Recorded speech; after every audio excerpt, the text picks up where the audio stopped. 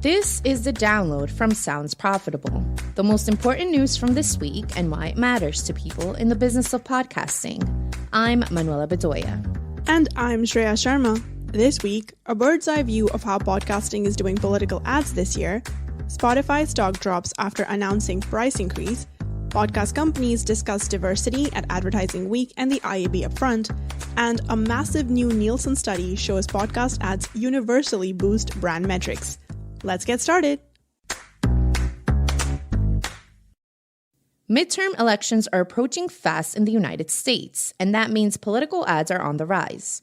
This Wednesday, Marketing Brew's Alyssa Myers published an article giving an overview of how different publishers and networks are handling the sensitive issue. Quoting the article, political advertisers, including candidates and advocacy groups, have expressed interest in podcasts, according to several network execs. But not all networks want to play ball. And because the FCC doesn't regulate political ads in podcasting, the rules are left entirely up to platforms and networks. End quote. iHeart, Wondery, and Vox declined to comment on Myers' story, but those that did gave a wide variety of responses and opinions. Cadence 13 has always been open to political ads, for instance. That said, the decision on whether or not to run any particular cause or campaign is left to the individual hosts of Cadence 13 original podcasts. Spotify has flipped the switch to allow political ads again, having banned them after accusations of spreading disinformation during the 2020 presidential election. Curiously, both Apple Podcasts and Google Podcasts do not directly mention political advertising in their ad policies. Due to government regulations, NPR cannot run political ads on terrestrial radio. CEO Gina Garubo told Marketing Brew that NPR chooses not to run political ads on other platforms. Myers continues, quote, execs from other podcast networks told us they're starting to see increasing interest from political candidates and issue-based organizations. And though they're open to these opportunities, some don't have formal policies in place yet. End quote.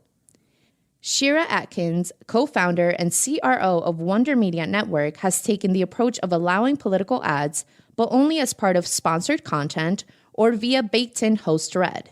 She says the network has gotten pitches from political action committees and candidates, but some have blanched at the idea of handing over creative control to a host instead of running an ad produced by the campaign. Quote, while political ad dollars aren't flooding the podcast space the way they are CTV, as the industry continues to grow, its political ad policies will likely continue to evolve and solidify, even if they differ across networks. End quote. If there's one clear consensus in the world of political advertising on podcasts, is that there is currently no consensus.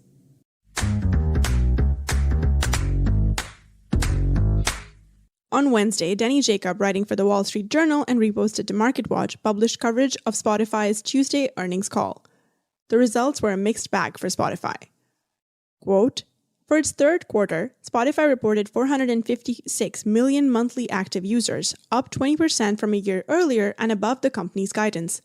Paying subscribers, Spotify's most lucrative type of customer, climbed 13% to 195 million, also exceeding the company's expectations, thanks to promotions and household plans. End quote.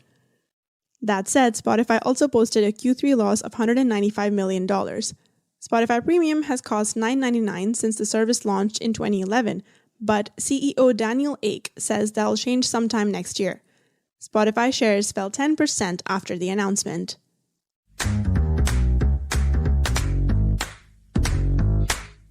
Time for another article from Marketing Brew's Alyssa Myers, this one published on Monday.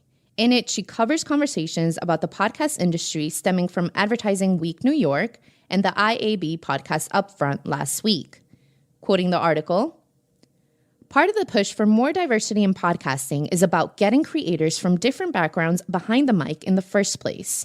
Colin LeBurn, CEO of iHeartMedia Digital Audio Group, said that podcasting, like other mediums, has a problem with representation, but that there are efforts underway to quote-unquote course correct. End quote. Myers cites Edison Research's 2022 Infinite Dial to demonstrate that the average makeup of the regular U.S. podcast listeners, 53% men and 59% white, has declined in recent years. She also notes the diverse makeup of podcast hosts is outpacing wider U.S. population statistics. Using statistics from the creators, a study published by Edison Research and Sounds Profitable on June 28th. Conversations about diversification also raise questions about brand safety. During ACAST panel, Global Head of Ad Innovation, Ellie Dimitriolakos, said that brand safety tech can be imperfect as well, because it has been built by people with preconceived notions or biases, end quote. Dimitriolakos provides the example of a retailer avoiding any instance of the word bomb in an attempt to distance themselves from any content to do with war. But in the process, unrelated content like discussions of bomber jackets are caught in the crossfire. Quote, or if I say a bomb lipstick, I'm not talking about a weapon, added Brooke Devard Ozaidenly, host of the Naked Beauty podcast, end quote. Tenderfoot TV co-founder and president Donald Albright says advertisers should be prepared to invest in the industry and support the diversity they want to see in the industry. Quote, Black content is what creates the culture, all culture, so invest in that, he said. Put the money in it and also pay a premium on it. Don't just pay the normal rate, pay extra, because you're reaching a very targeted market that's going to set the trends. That should be more valuable, end quote.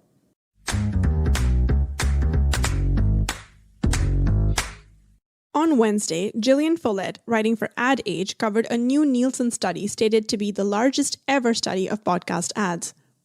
Quote, the study, titled Podcast Ad Effectiveness, Best Practices for Key Industries, consolidates the findings of 610 separate studies conducted by Nielsen to measure how ads inserted into podcast episodes affected several performance metrics, including brand familiarity, brand affinity, and brand awareness.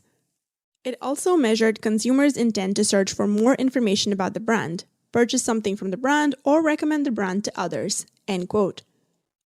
The individual studies cover a period of 4 years and involved over 147,000 respondents, leading to the claim that this is the largest ever study of podcasting advertising effectiveness. This claim was made by Study Commissioner Magna, an investment and intelligence unit of IPG Media Brands.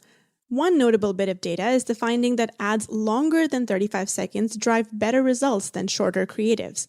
Magna Executive VP and Managing Director of Audience Intelligence and Strategy, Brian Hughes, suggests this is due in part to the tendency for longer creatives to be tailor-made for podcasting.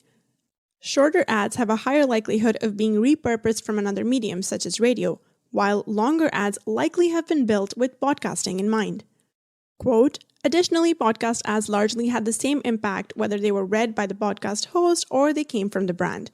In fact, custom ads, which typically involve the host sharing their personal experience with the brand, according to Hughes, were generally less effective than those that didn't feature the podcast hosts. The report points out that custom content may not be worth the price of creation given it lags in performance, end quote. It's also worth noting with both the results we've covered and the rest in the article that Nielsen's methodology actually suppresses positive results, in a way. Respondents aren't actually listeners of the podcasts they're being tested with. It then stands to reason that if a result comes back positive in this study, the results are likely even better with an individual podcast's actual audience.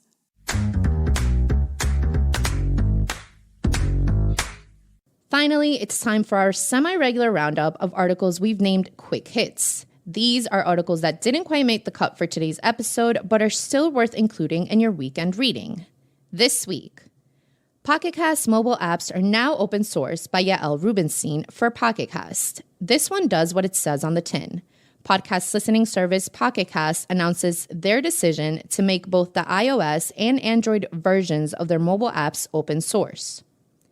And also, SoundExchange wins $9.7 million judgment from Slacker LiveOne for unpaid music royalties.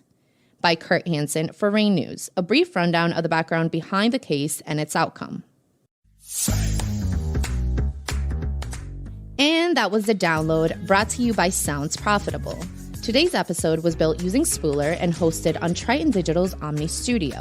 Find out more at spooler.fm and omnistudio.com.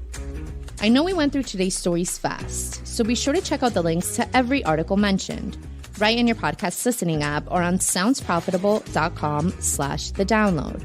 And thank you for sticking with us as we bring you the top stories you might have missed from the past week. I'm Manuela Bedoya. And I'm Shreya Sharma. Our producers are Brian Barletta, Gavin Gaddis, and Tom Webster. Special thanks to Omni Studio for hosting The Download. And thanks to you for joining us. Robot? Download complete.